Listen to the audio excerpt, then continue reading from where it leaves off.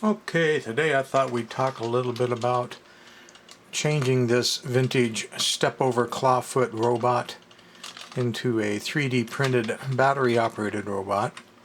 And obviously everything starts with measuring everything with a micrometer. And then the program that I like to use is Design Spark Mechanical because it's free. They've been around longer than most of the other programs with their professional version, but their free version does everything you need for these kind of projects. And I started with two main parts.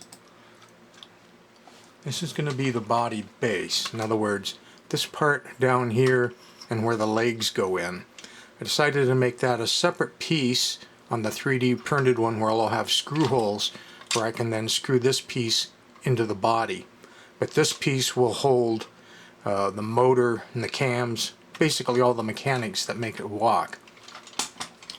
So this is going to be the standard TT type motor. I'm getting one right now to show you that I use in so many projects because they're easily found all over the world. They're inexpensive. They come in different gear ratios. The most common gear ratio is the 1:48, which is what this one is. That's the faster one. And basically this will slip down inside that part, and the shaft would be down there. And these two holes provide mounting so you can screw it into place. And like I say, this frame, this is where screw holes will come up through the bottom to screw it into the body part once that's designed. So once I started mocking that up based on the scale of the robot, I then started on the foot design, which you can see here. And basically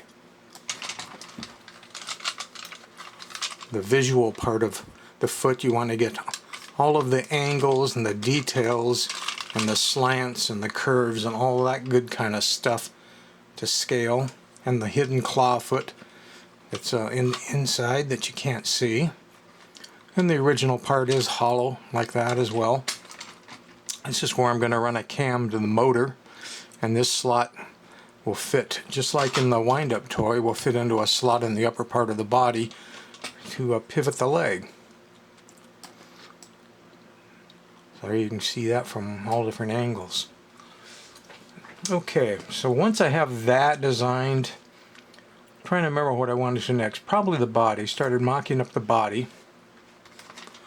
And it's got so many different angles. I mean, none of them are straight. This angles, the bottom part curves. You have to build this curved in, the screen area in, this little slot.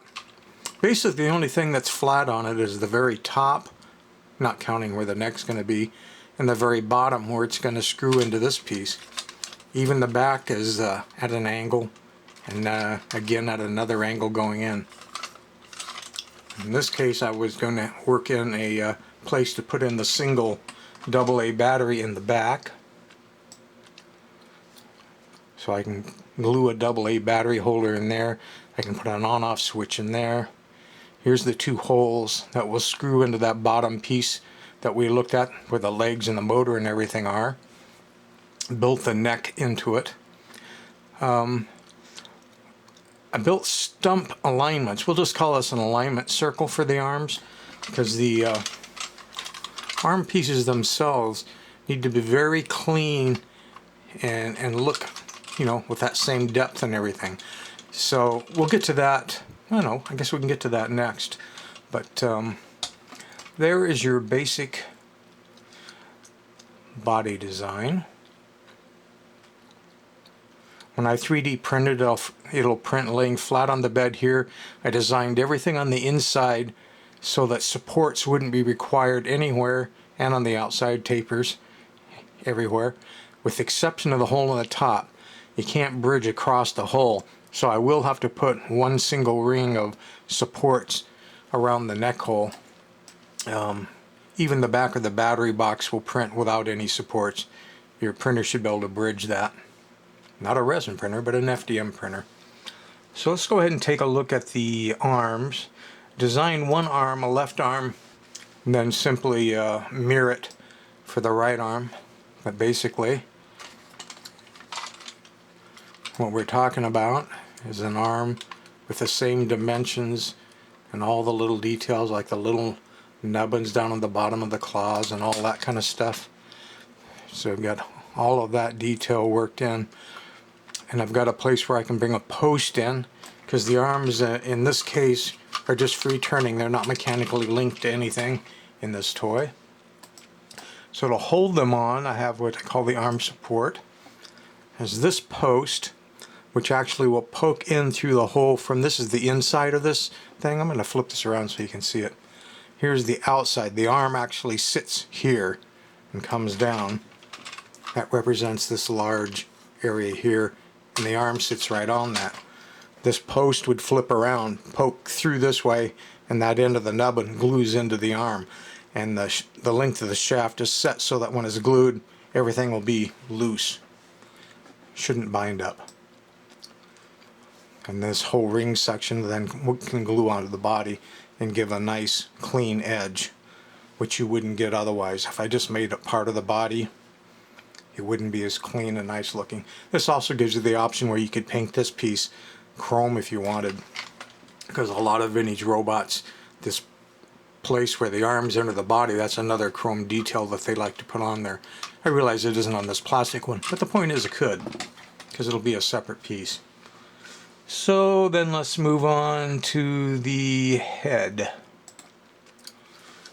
So here's the head, and again, just like the body, it has a few more flat areas. The sides are flat, and the top is detailed but basically flat.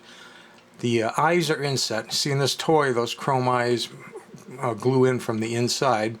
So I decided to do the same thing on mine, to make the eyes separate so they poke in, and have all the same detail on the top, the same mouth. This sits on the top of the neck piece that we saw in the body and will get glued. There's all kinds of room in here for putting the step-up inverter to change the 1.5 volts up to enough voltage to light up 2 LEDs in the eyes. I figure since we're going battery, we might as well add that. And the eyes, of course, are a separate file. But this whole headpiece should print with minimal supports. Basically, the only place you need some support would be on the bottom of the ears because they stick out so far. I could have made those separate, but I didn't. And a little bit of, well, you know, actually I'm going to print it with the back of the head flat on the print bed. I'm going to print it basically facing up like that. Then I'll just need some support around the eye holes on the inside, which I can pull out, and a little bit of support on the ears where they stick out. Maybe here. That should print though, that's curved. So that should probably print okay. So that's the plan for that. Let's see. Let's take a look at the eye. Step over clawfoot. Eye insert with LED. There we have it. So I didn't work in as much detail as this original one had, because when I designed it, I was figuring I'd probably be printing on the FDM, and it's not FDM printer, filament printer. It wouldn't be able to pick up all that. But I think what I'll try is doing it in resin, because there won't be any layer lines, and then when I paint it with the chrome Molotow paint, it'll look very similar to this. Let's see, there's a tip part in there for the 3D flip part. You know how this changes between the two images. Let's get back into this program, see if we can find that. Start, open, tip frame. Okay, so here, let's back that up a little, is a frame that's going to be pinned through the body. I'll put holes clear through the body, and the 3D element, the flip element, will glue onto here, and that's roughly going to be about 2 inches by about 1.5 for the image. Now this circular cutout I've left as a place where I can glue a copper penny as a counterweight, because I want this to normally want to flop down so that this is right over the top of one of the legs and the mechanics.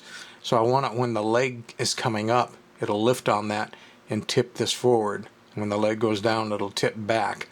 And that'll give the rocking that we need for the 3D flip thing to work. And assuming that does work. I do have a lead on Walgreens Drugs, of all places, online, and they do up to a 5" by 5" flip picture for dirt cheap. With shipping, it's under $6.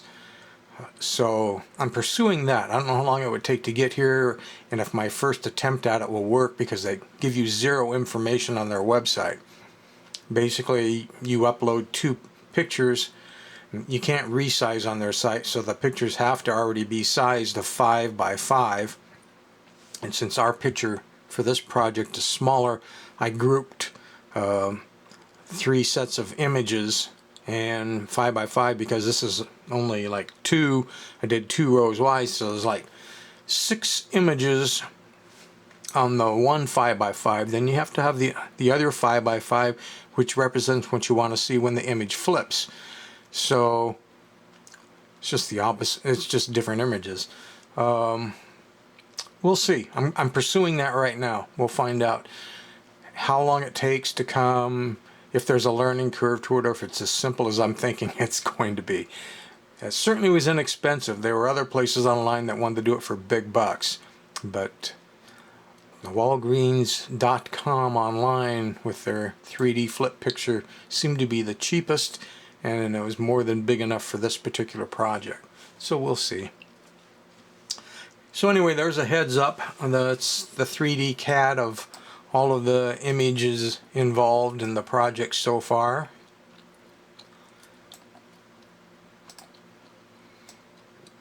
And now all I have to do is print them. And of course, when something doesn't fit or binds or needs to be changed a little, you go back in, you change the file, and you print it again. Nothing ever works right the first time around, no matter how careful you measure. There's always a little something you didn't think about. Did I show the cam? Yeah, I think I did. See, in that hole right there, there's a cam that slides onto the motor leg cam. There it is right there.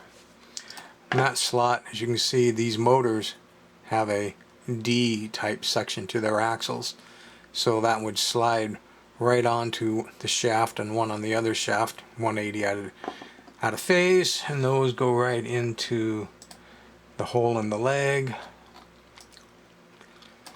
and that'll get this whole leg moving because it's off center, raising, lowering, forward, left and right. And once you contain this top, and did we look at that part? Leg brace. This is going to fit on the top of the whole motor thing. This motor basically would be in like this. This would be coming down over the top. And those holes should again line up with the motor holes and line up with the holes that we saw on the body base. Here, that piece that I just showed you, which should slide down right over the top of this. And I should be able to put screws in. I probably only need 2, but I put all 4 holes there to hold that top piece, this piece, and the motor all together as one. It'll entrap that gear motor and hold the pivot point for that top part. The very top of the leg fits into this narrow part that you see here, that part there. And that's what fixes the pivot point. So as this off-centered cam is turning, this stick basically will be going up and down, but the foot will be making that claw foot step action then. The diameter of this cam is going to set not only the distance that it steps, but the height that it steps. And the only thing that's important about the height of it stepping would be to make sure that the 2 claws, this one and the one on the other foot on the other side, don't ever hit. The closest they're going to be is when one's right on top of the other. you're going to want to make sure there's a little clearance. There's very little clearance on the original wind-up toy. You can see there the clearance that's in there.